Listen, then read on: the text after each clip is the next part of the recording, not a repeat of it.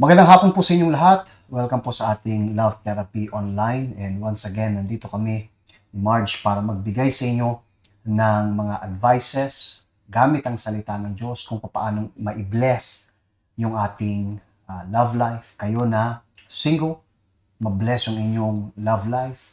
Kayong merong mga relationship. Yung mga couples naman, yung mga married na, ma-bless yung marriage ninyo.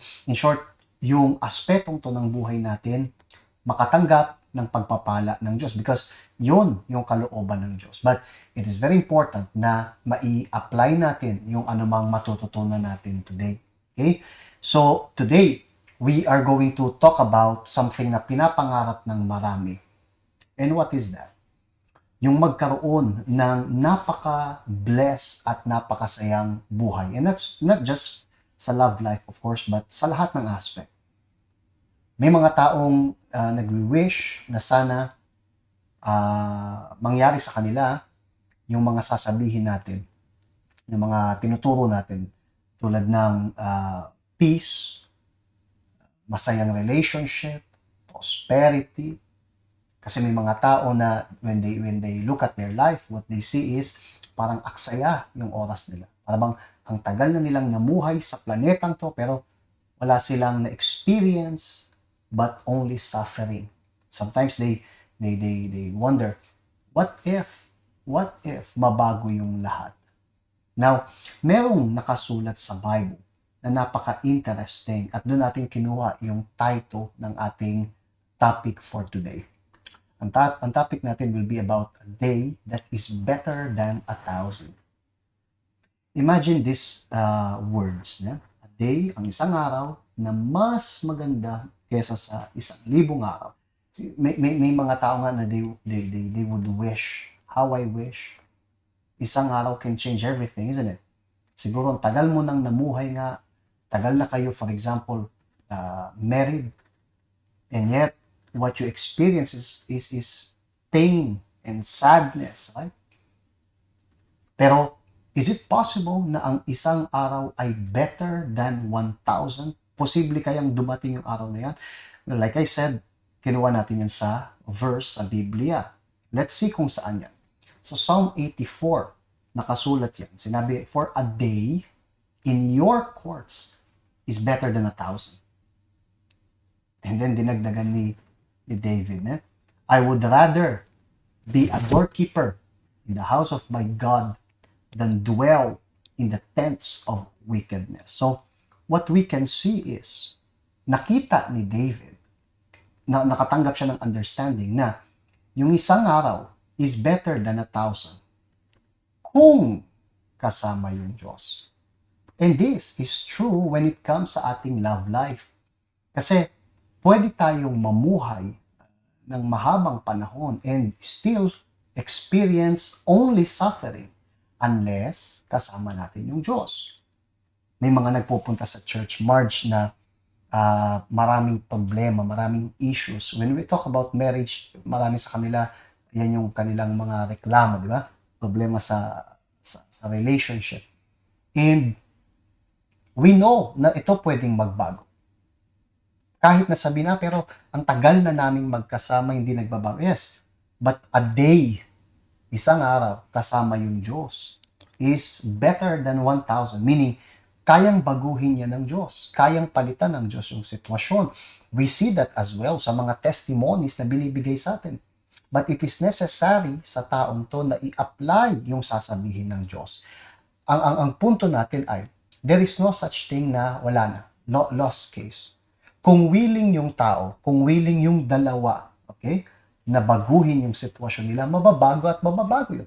Kahit na yung nakaraan nila may be full of issues, full of problems, pero kung pareho silang magpapakumbaba at hihingi ng tulong sa Diyos, my friend, a day can be better than 1,000.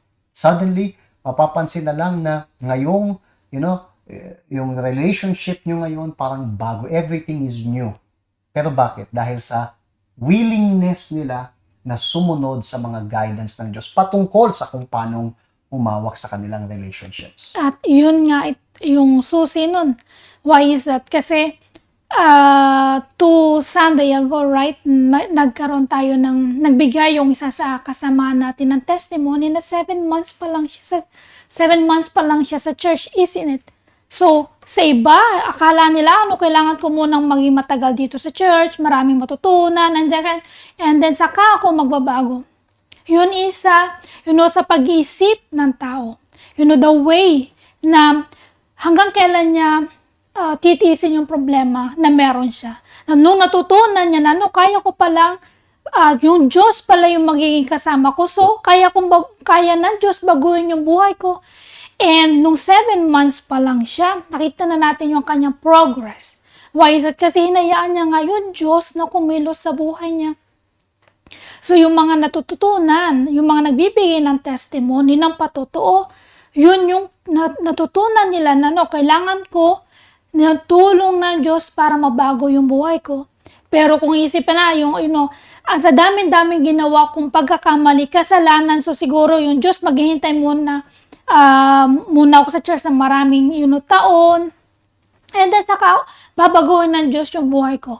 Pag nakita ng Diyos yung sincerity na gusto mo mabago, gusto mo really ng tulong ng Diyos, then for sure, yung Diyos tutulungan ka. Yung effort niya na talagang baguhin. Itong taong to na nag-testify 7 months pa lang sa church, you can also see yung effort na ginawa niya. For sure. So it means na yung 7 months niya sa church ay naging better than ilang years sa labas, mag-isa. Hindi na siya nag-waste ng time. No. So yung nakasulat sa Biblia about this is very important. For a day in your courts is better than 1,000. And then sinabi niya nga, I would rather be a doorkeeper in the house of my God than dwell in the tents of wickedness. Na? Meaning, kapag kayong tao ay willing na mamuhay kasama ang Diyos, God will restore. This is for sure. And that is why today nga, ang topic natin is all about a day that is better than 1,000. Kasi we understand na pwedeng magbago. We understand na pwedeng baguhin ng Diyos. But, merong mga steps. May mga dapat gawin. Hindi ito nangyari ng magic. Sa kaso niya, nagbago yung 7 months pa lang nagbago. But, yung unang week pa lang niya sa church, hindi niya sinaya nga. Yeah. Talagang ginawa. Right? So, Pastor, pwede bang mabago love life ko? Sure. Pwede bang mabago, Pastor, yung marriage ko? Sure. But you need to follow yung rules na nilagay ng Diyos, yung salita ng Diyos. And what are the things we see sa salita ng Diyos na tutulong sa ating baguhin yung buhay natin? Let us see.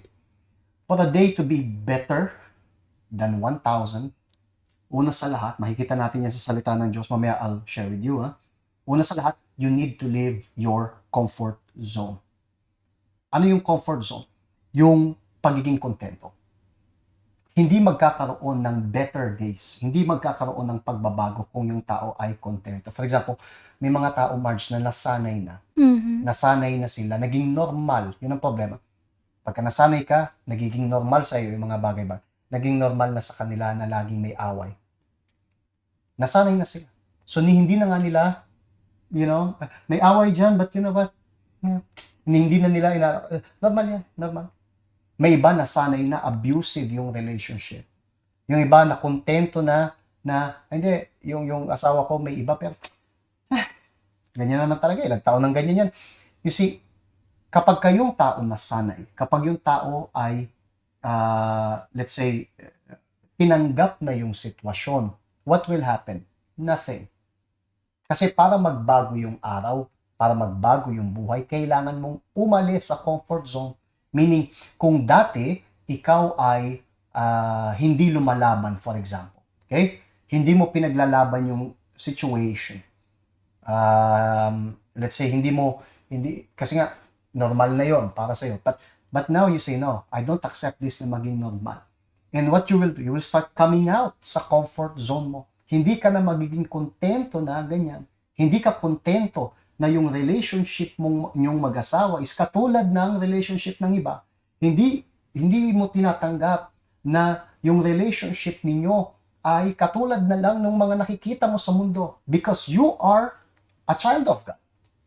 Kung sa mundo, uso yung mga, ewan ko, hindi sa'yo ganon.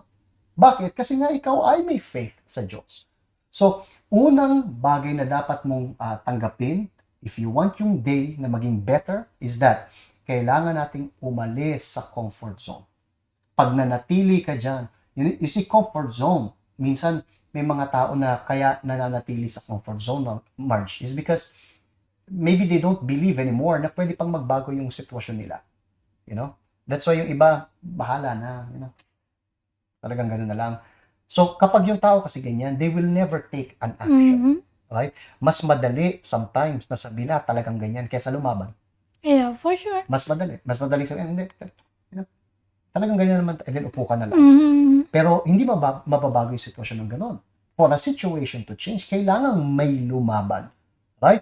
Pag hindi lumaban, pag hindi nagkaroon ng revolt, nagkaroon ng attitude of faith, walang magbabago sa sitwasyon. Kinakailangan ng tao na to do something that requires yung kanyang faith. Yes. Kasi nga, like for example, yung mga kababayan natin, I'm sure yung mga nanonood is majority nandito sa Hong Kong, right? And meron silang kasabihan na pag wala kang utang, right, hindi ka tao. So parang nandun na sila, nasa comfort zone na sila na pag wala akong utang dito sa Hong Kong, meaning na hindi ako normal na tao kasi majority yung mga nagtatrabaho dito sa Hong Kong, lahat sila may utang. So, kailangan ko rin na may utang. Pero yung mga tao nag-iisip. Tinanggap na nila yon bilang normal.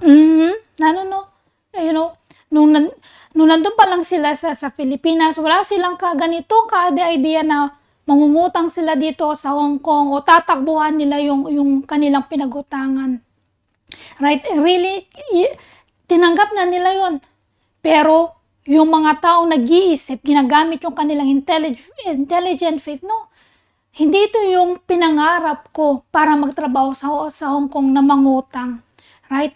Nagpunta kayo dito sa Hong Kong para bigyan ng magandang buhay yung family ninyo, yung mga anak ninyo. So, kailangan huwag kayong makitulad, makigaya dun sa mga naririnig nyo sa labas. Kasi yan yung idea sa labas, na pag wala kang utang, hindi ka normal. So, kailangan ninyong, wag nyong tanggapin kung ano yung mga naririnig nyo sa labas. Use your intelligent faith. Kasi ang problema ay kapag tinanggap mo, ano man yan, hindi lang yung tungkol sa utang. It's an example. Ano mang bagay na tinatanggap mo bilang normal, hindi mo nalalabanan. Normal nga. Bakit mo lalabanan yun? Normal. If we take that sa relationship, kung normal na sa'yo na hiwalayan, diba? Normal naman. Normal sa ngayon, sa panahon natin, normal na hindi na talaga nagpapakasal, for example. So, hindi mo, whatever, it doesn't matter, anumang aspect, finances, yung binigay ni Marge, but since love therapy ngayon, let's talk about sa relationship, anumang bagay sa buhay, anuman, na tanggapin mo na bilang normal, komportable ka na normal yon, it would not change. That's why, sa unang step is that kailangan nating umalis sa comfort zone. What does it mean? Kailangan na wag mong gawing normal yung mga bagay-bagay na hindi naman according sa kalooban ng Diyos. That's the only way for us to overcome yung mga problema. Okay? Yun yung way para yung isang araw is better than 1,000. Kasi hindi magbabago if you think normal yung mga problemang ganyan. But now, let's go sa second one. Sa second one, for the day to be better than 1,000, you need to do something that you wouldn't normally do. Kailangan mong gumawa o kumilos sa paraan na hindi mo usually ginagawa, hindi mo normaling ginagawa. Kasi habit. We spoke about habit before. Kapag kapatuloy mong ginagawa, yung alam mo lang, yung lagi mo lang ginagawa, you don't do anything different, ang resulta is always the same. Always the same. For example, gusto nyo magkaayos. Siguro may problema kayong mag-asawa. Yeah? Gusto nyo magkaayos. Pero ano yung usually mong ginagawa? Usually mong ginagawa is huwag makipag-usap, tumahimik na lang. Tingnan natin kung sino yung unang tatawag. Right? Yun yung normal mong ginagawa. What would happen? Yung mga nakita mo na. Ano bang resulta niyan? Naghihintayan kayo. Naghihintayan. Ang tagal. Kapag ka, pagod na kayo, and then maghintay pa rin, and then wala lang magbabago. So, what you wouldn't normally do, humingi ng tawad, for example, o magpatawad. You don't usually do this, pero you want yung day to be better than 1,000, right? Kasi for 1,000 days, anong ginagawa niyo? Puro away and gulo. Ayaw mo na yan. Gusto mo na maging maayos. So what you would do, yung hindi mo ginagawa. And what is that? Magpatawad. O kumausap. Right? Mag-open up. Things like this. Kailangan matuto kang gawin yung hindi mo usually ginagawa. Something different. Kung noon, ang trato mo sa asawa mo ay patapon, right? Yun yung normal mong ginagawa. Now, what you would do, different. Itatrato mo siya bilang pinaka-espesyal. We learned about this before, VIP. So, ano man yung hindi mo normally ginagawa, gagawin mo. That's the way para yung one day is better than 1,000. Kasi, if you only do yung lagi yung ginagawa, ang resulta is the same. Kung 2 plus 2 ay laging 4, kahit 2 plus 2, kahit ilang araw ka mag-spend ng ano mo dito, 2 plus 2, 4, 2 plus 2, 4, kahit anong gawin mo is the same. Kailangan may baguhin ka doon. You want 5, so 2 plus 3, 5, there you go, nagbago. Right? Pero kung pare-pareho pa rin, 2 plus 2 ay 4, 2 plus 2 ay 4, tapos asar na asar ka, ano ba yan? 4 palagi? Yes! Kasi 2 plus 2 lang gamit mo. You have to change. May mga taong gustong magbago yung relationship nila, March, but they always keep doing the same thing. Keep always saying the same thing. May mga single, gusto nila na maganda sana love life nila, pero they don't grow, they don't mature, they don't invest sa sarili nila. Tapos nagtataka sila, ano ba yan? Palaging ganito? Yes! Kasi walang nabago naman. Your attitude is the same. Yung pagtingin mo sa mga bagay-bagay, anong mababago? Kahit magpalit ka ng boyfriend o girlfriend, is the same thing. Kasi ikaw ay the same. So you have to do something different. What is that? Baguhin yung sarili mo. Isa na dyan na pumapasok sa isip ko is that if a person is always having problems sa love life nila, maybe it's because ang lagi mong ginagawa ay yung kung anong gusto ng utak mo, ng puso mo. Sarili mong utak. Why not ngayon do something different? Ano yun? Imbis na ikaw yung mag-isip, Diyos. Hilingin mo sa Diyos, Panginoon, laging mali pili ko. But you know what? Now, I will allow you to do. Please, ikaw na yung gumawa ng paraan. Ikaw na yung pumili. If you do this, tingnan natin kung walang mabago. So, doing something different changes things. Pag yung tao is stuck sa alam niya lang, itong taong to will remain like this and nothing will really change sa buhay niya. Kasi yun lang yung kailangan nating gawin. Kung gusto natin ng pagbabago, may magbago din. Kailangan natin na really, yung tulad nga nung unang-una, come out sa comfort zone. Right? Kasi napaka-safe lang kapag gagawin mo lang kung ano yung alam mo is sa pagluluto. Filipino way, rice, tubig lang, wala na. Pero may mga ibang way na dapat maging masarap pa yung pagluluto. So ganun din sa love life. Kung gusto mo nang magkaroon ng blessed na love life din, kailangan mong gawin kung ano yung kalooban ng Diyos. Hindi dapat yung kalooban mo kasi yung ano yung mga kalooban na gusto mo. Kung sino na lang na dyan, makikipag relationship ka sa mga unbeliever. So, kung gusto mo magkaroon ng blessed na love life or relationship, then kailangan mong really follow kung ano yung prinsipyo na binibigay ng Diyos. Yun lang yung sikreto dun. And you cannot do yung lagi mong ginagawa. You cannot do. You have to do something else. Kasi kung komportable ka na gawin yung lagi mong ginagawa, hindi ka alis sa comfort zone mo nga. So, yung dalawang yan is connected. Kailangan ka umalis sa comfort zone, kailangan mong gumawa ng hindi mo usually ginagawa. And to finalize, for a day to be better than 1,000, you need to sacrifice fear, shyness, doubt, at lahat pa ng negativity. Because kapag hindi ka gagawa ng bago, hindi mo mai-apply to, yung do something that you wouldn't normally do, kung ikaw ay hindi willing i-sacrifice yung takot, iyak, duda. Kasi etong mga ito yung mga negativity na pumipigil sa'yo na gumawa ng bago. And kapag ikaw hindi gumagawa ng bago, mananatili ka sa comfort zone. Tingnan niyo yung tatlong yan. Yan tatlo ay magkakadikit. Mhm. Right? So, you need to sacrifice. So, takot. Paso, normal ba matakot? Lahat tayo may takot. Shyness, lahat tayo. Doubt, sometimes tumatakbo sa utak natin yan. But you need to sacrifice.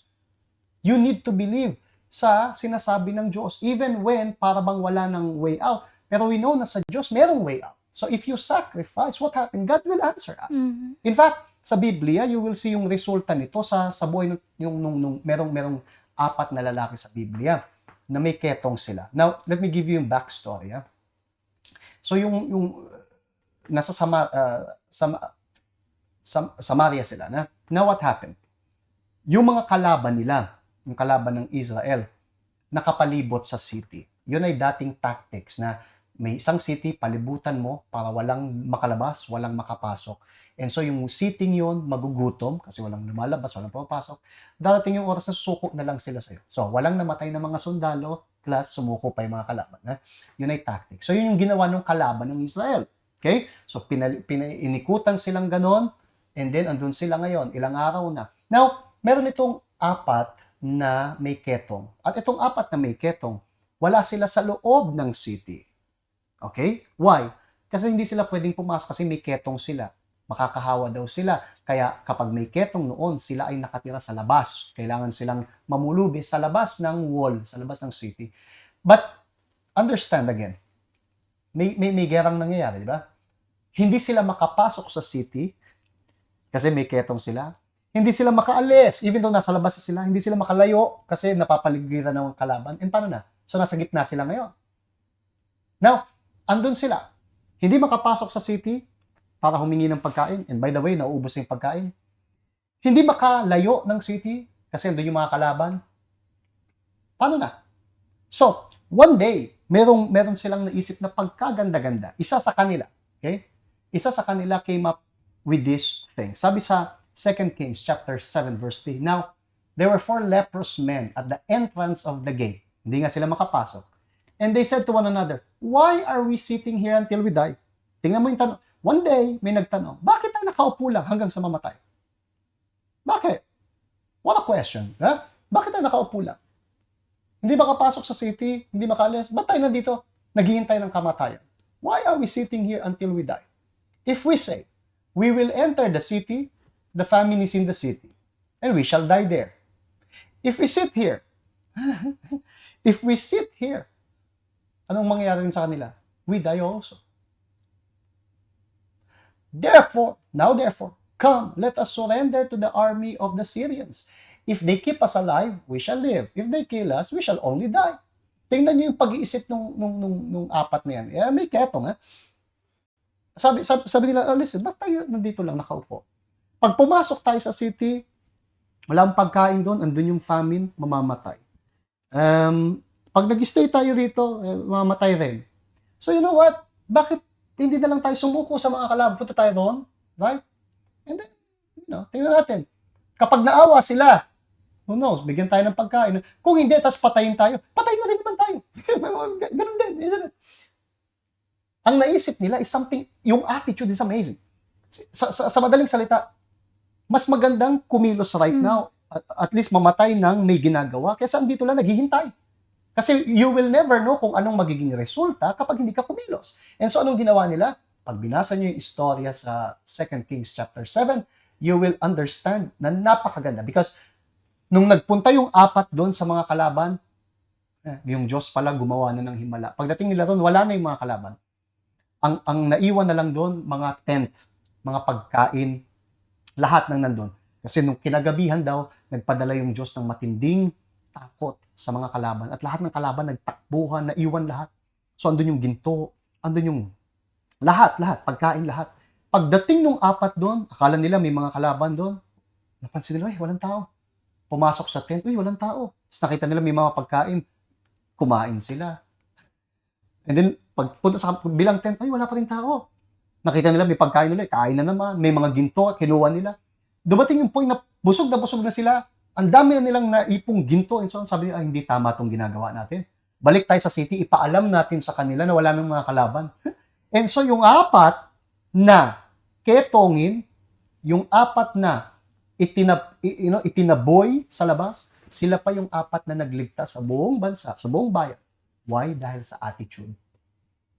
Tingnan nyo, lumabas ng comfort zone. Kasi andun nga lang, ba't tayo maghihintay dito? Lumabas sa comfort zone. Gumawa ng hindi nila dati ginagawa. Yung number 2, binasa natin. Kasi andun nga lang sila. Now, punta sa kalaban. Let's see. Right? And, ano yung pangatlo? Tanggalin yung hiya, takot, duda. Bahala na. Let's go there. This is the attitude na bumago ng sitwasyon nila. In March, this is important attitude para sa lahat. Kasi hindi basta nagkakaroon ng masayang marriage. Hindi basta nagkakaroon ng maayos na love life. There must be an attitude. An attitude of faith. There must be an attitude na kalulugdan ng Diyos. And what is interesting na sa utak ko right now is that may mga tao, they are willing to do many crazy things. Right? Alang-alang daw sa pag-ibig. Crazy things. May iba, magpapadala ng pera sa hindi kilala, sa mga nakilala online. Ang daming kabubuhang ginagawa. Pero pagdating sa tama, nagpapakasal na sa hindi pero pagdating sa tama, walang lakas ng loob gawin. Yeah. Tulad ng magpatawad. So mas mamabutihin pa nila na magpadala ng pera sa hindi nila kakilala, na pakakasalan daw sila, kaysa patawad. Unbelievable. And you have to wonder, anong nasa utak ng tao? And that is why walang nagbabago. So, kailangan natin gamitin yung lakas ng loob at tapang na gawin kung anong tama. Tulad nung apat na yon. Nung ginawa nila yon, what happened? That day became better than 1,000. Kasi nung araw na yun, nabago ang lahat dahil kumilos sila by faith. At yun lang yung hinihintay ng Diyos sa atin. Kapag kumilos tayo with attitude of faith, nag-sacrifice. Kasi alam ng Diyos lahat yung mga ginagawa natin. Kapag ginagawa nyo really for the sake of your marriage na ma-restore, gagawin nyo talaga, isasacrifice nyo yung inyong kagustuhan. Ano yung kagustuhan nyo? Ayaw nyo magpatawad, right? Gantihan yung asawa nyo. Para ginawa mo yun, so gagawin ko rin sa'yo. Para maramdaman mo yung sakit. Yan is, hindi yan kalugod-lugod ng Diyos. Pero kung gagawin mo, isa-sacrifice mo yung sarili mo, na patatawarin ko yung asawa ko. Gagawin ko yung dapat para lang ma-restore yung marriage namin. At, for sure, gagawin din ng Diyos yung ginawa doon sa 4 na leper. Na nagkaroon sila ng, ng miracle. So, ganyan din yung gagawin ng Diyos sa family nyo.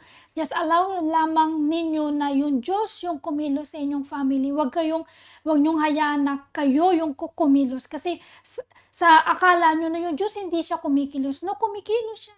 Just only in His time, not our time. Kasi kapag tayo yung kumilos, kayo yung kumilos, akala nyo, you see, may at least pag ako yung gumagawa, may nakikita akong resulta. That is, trap ni Satanas. Pero beyond that, may mga consequence yun. Pero kapag yung Diyos yung kumilos, puro blessing, puro, pagpapala yung mga matatanggap ninyo kung hayaan nyo lang talaga na yung Diyos yung kumilos sa inyong relationship. That's why let us practice this, okay? Gusto nyo ng a day, let me put here. Gusto niyo ng a day that is better than 1,000? So, sundin natin yung mga natutunan natin. Una, leave the comfort zone. Pangalawa, do something that you wouldn't do. You wouldn't normally do. Pangatlo, sacrifice yung fear, shyness, doubt, lahat ng negativity. If we do this, sasagutin tayo ng Diyos. Alright? We want to invite you all, prepare yourself, kasi sa May 1, magkakaroon tayo ng Love Walk. Yun ay Wednesday, yan ay holiday. So sa Kowloon Park, sa Chim, sa Choi, tayo magkakaroon. We are working on the lahat. Yeah? And let's see. Kayo na kailangan nyo ng time para mag-usap. Pastor, hindi ko nagagawa yan. Gawin mo yung hindi mo usually ginagawa. So this time, kakausapin nyo. Alright? We're gonna talk more about this. But just for you to be prepared. Yan yung gagawin natin. May 1, Love Walk. And then May 12, yung celebration of marriage. So, ang May natin ay araw ng pag-ibig. Ang May hindi ay... na February. Ha? Hindi na February. Hindi na- Sabi nila February is... No, May. May na. May ang araw na... Month of love. month of love natin, May. Okay? Alright. My friend, may the Lord bless you all abundantly at magkita-kita tayo ulit next time.